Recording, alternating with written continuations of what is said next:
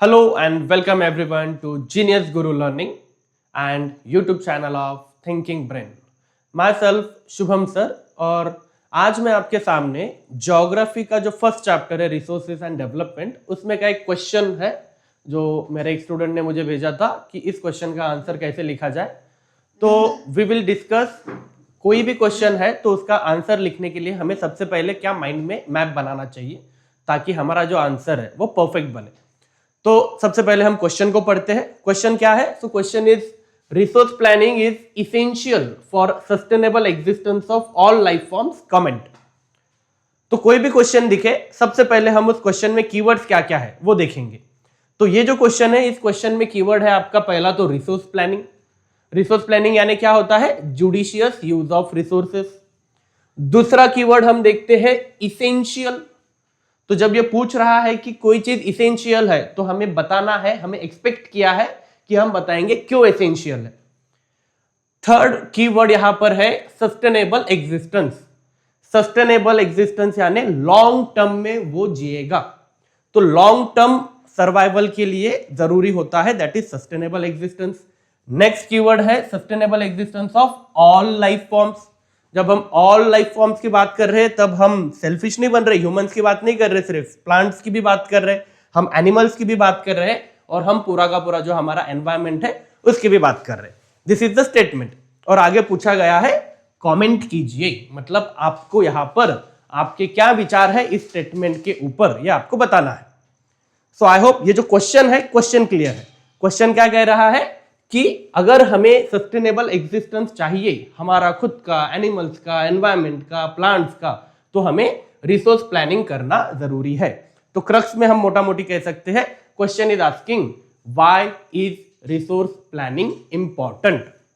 तो resource planning important क्यों है ये क्वेश्चन हमारा है। वी विल ट्राई टू सी इसका आंसर हम कैसे लिखेंगे। इसका आंसर लिखने के लिए we have to do a mental exercise. कोई भी क्वेश्चन है the starting will be introduction in 1 or 2 lines. तो यहां पर भी हम इंट्रोडक्शन देंगे 1 या 2 लाइन्स में। क्या इंट्रोडक्शन देंगे? हम बोलेंगे रिसोर्सेस है। तो रिसोर्सेस क्या है? They are vital, they are the most important for human survival. And ऐसा next line we will write that resources it was conceived that they are the free gift of nature, लेकिन वैसा नहीं है। That becomes your introduction. Introduction के बाद आते हैं main question क्या कहना चाह रहा है। तो question is asking about problems क्या हो रही है। तो प्रॉब्लम्स ड्यू टू मिसयूज क्या है? So you have 3 problems given in your NCERT. The 3 problems are depletion, accumulation and ecological crisis. Depletion of resource हो रहा है, क्यों? क्योंकि हम ओवर यूज कर रहे हैं। Accumulation of resources in the hands of few. अब कोई अक्यूमुलेशन करेगा रिसोर्सेस का तो कोई रहेगा जिससे वो रिसोर्सेस छीन ली जाएगी। इसका मतलब there is a case of rich and poor, haves and have nots का सिनारियो। इनइक्वालिटी यहां पर क्रिएट हो रही है मिसयूज ऑफ रिसोर्सेज की वजह से।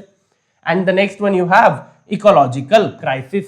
इकोलॉजिकल क्राइसिस क्या हो रही है? ग्लोबल वार्मिंग हो रहा है, ओजोन लेयर डिप्लेशन हो रहा है, पोल्यूशन हो रहा है, ये बन जाता है आपका ecological crisis. This is the problem जो आप मिसयूज करने की वजह से फेस करते हैं। नेक्स्ट क्वेश्चन में क्या दिया है? What is the need for equitable distribution. अगर हम इक्विटेबल डिस्ट्रीब्यूशन करेंगे तो इससे क्या अच्छा होगा ये आपको नेक्स्ट पॉइंट में बताना है। Then you will define, equitable distribution करना है तो फिर सस्टेनेबल डेवलपमेंट का भी हमें यूज करना होगा। Then you will define what is sustainable development. Sustainable development क्या होता है? तो मुझे जो यूज करना है आज वो मेरे फ्यूचर में भी मुझे यूज करना है, और जब मैं नहीं रहूंगा तब मेरी आने वाली जनरेशंस को भी उससे यूज करना आना चाहिए। That is sustainable development without harming the environment. वो सस्टेनेबल डेवलपमेंट का हम डेफिनेशन लिखेंगे and after that we will write resource planning क्या रोल प्ले करता है।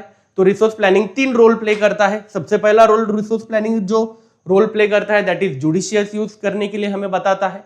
दूसरा रिसोर्स प्लानिंग हमें बताता है कि हमें रिसोर्सेज को कंजर्व करना है और उनका बैलेंस्ड यूज करना यहां पर है।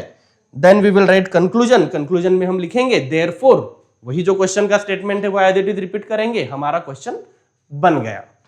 Now this can be for 3 marks, this can be for 5 marks, depending on the marks required हम यहां पर पॉइंट्स कम या ज्यादा कर सकते हैं। अब इसको अगर ये जो आंसर है, या आंसर को अगर हमें याद रखना है तो हम चाहे तो निमोनिक का यूज कर सकते हैं, कोई निमोनिक DAGER SRC आप याद रख सकते हैं। डेंजर है, डेंजर से बचना है तो SRC का यूज करना पड़ेगा। डेंजर क्या है, प्रॉब्लम्स है हमारे पास कुछ। What is the problem, D for depletion.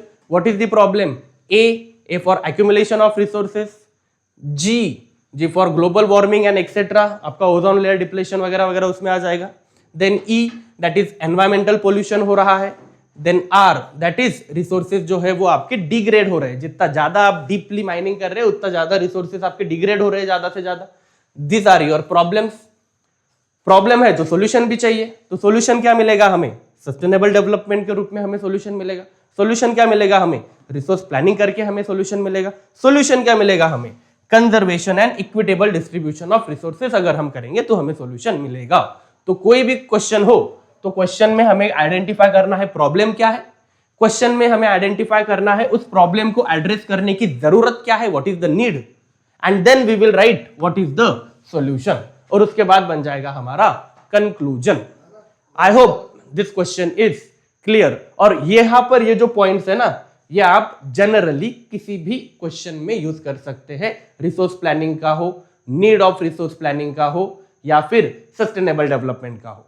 I hope this much is clear to you. Thank you so much. Keep subscribing, keep commenting, keep liking, keep sharing. Thank you so much.